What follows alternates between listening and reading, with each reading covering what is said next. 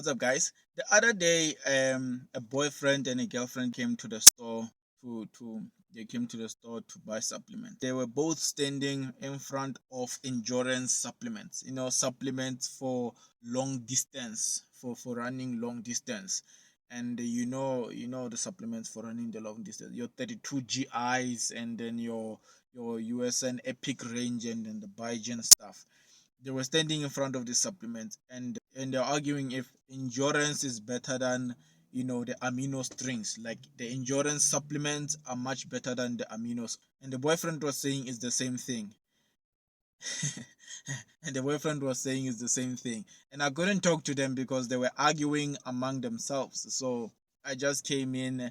The lady posed the question to me, and then I just gave them a simple explanation and left, because I didn't want to be that guy to be siding with his girlfriend, and actually, like, it was kind of awkward. I just gave them a simple explanation and left. But here's the thing: there are supplements for endurance, the 32 GIs, and the USN Epic range, and the Biogen range, and then a ton of others.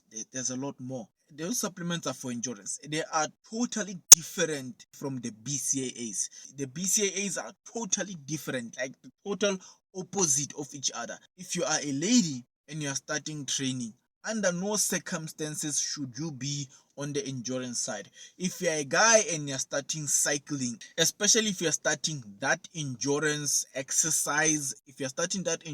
exercise, for losing weight, if right now you start a jogging program, under no circumstances should you be on the endurance supplement. If right now you're starting swimming, you're starting maybe cycling, under no circumstances should you be taking endurance supplement. Why? Because endurance supplements have sugar. Most of them, they have sugar. If you are starting, especially you're starting a program to lose weight, you don't want to start adding sugar. Those supplements, the endurance supplements, they are for athletes that are now pushing the long distance. That's why it's not a problem when we add sugar.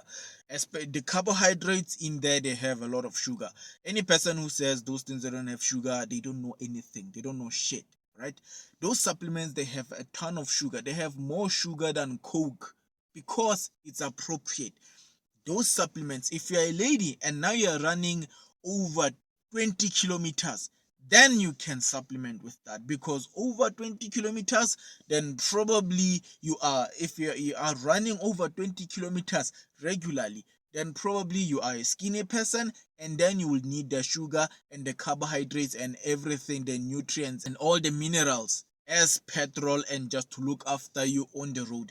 Then it makes sense. If you are a skinny person and then you want to run 20 kilometers and 40 kilometers, then you would need the endurance supplements. If you're a cycling athlete and you are going to be cycling 50 kilometers this way, 50 kilometers back, then you should be on the endurance side. But if you are starting, you don't want to start adding sugar. If right now you are starting an exercise program, you want to lose weight. When you're starting an exercise program, you want to lose weight. Even if you don't want to lose weight, you want to become lighter so that it can be easy to cycle that distance and uphill and all of the other obstacles. So still, you don't want to be adding sugar.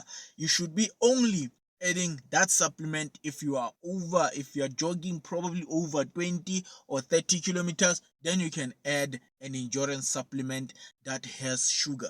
But otherwise, especially for women, if you're a lady and you're starting a running program, you want to start running, and then you bought all the shoes and everything, and you actually joined a group of people and you cycle and you run. Even if you do that cycle in the gym, there's cycling classes in the gym. Even in that cycling class, you don't qualify to be taking any of the epic range, any of the endurance range. The endurance range is for people on the next level, like way on the next level, because majority of the people in the cycling class, that's why they're in the fucking class, because they need help. They are not there yet. So if and majority of them, they also want to lose weight. So Under no circumstances should you be on the endurance range. So if you're starting a cycling class, if you are starting a running program, you should be on the aminos, because those two things are different. The endurance range, it has a ton of sugar. And then the BCAAs, it doesn't matter the BCAAs from USN, you can simply ignore the epic range from USN and then go and take the BCAAs from USN. That's a good adjustment. That's perfectly fine. Why? Because the BCAAs don't have sugar at all.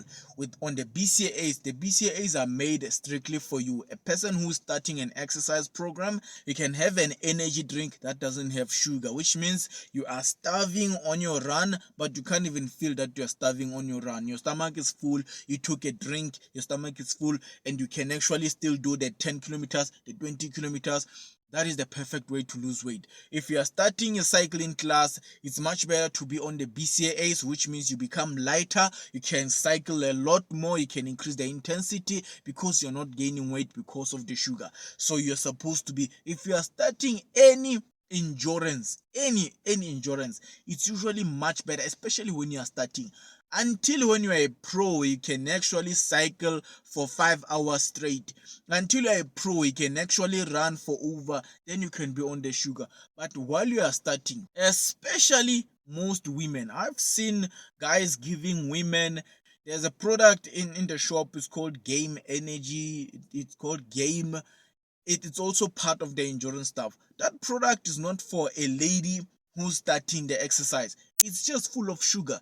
You don't want to be taking sugar when you're starting training. You want to get rid of sugar so that you can lose weight and actually become lighter until later on. So if you're starting an exercise program, if you're a lady, you start running. If you're a guy, you start running, you start cycling, you start a cycling class in the gym. Under no circumstances should you be touching endurance stuff.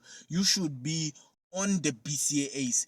If you're a Biogen fan, you should just relax from the Biogen endurance. At least take the Biogen BCAAs. If you are any of these sports nutrition companies, they will have the endurance range, and then from there they will have they'll have the normal gym range. And usually they will try to run away from sugar when it comes to the BCAAs. So if you're a lady, you're starting gym and you want an energy drink, the BCAAs are much better than most energy drinks. Why? Because they have no sugar, they still taste nice, and then you still get that surge of energy. Some of them, they have caffeine so that you can have that energy while you're exercising, but no sugar. So if you're a lady and you're a guy, you're starting your exercise plan, stay away from the endurance side.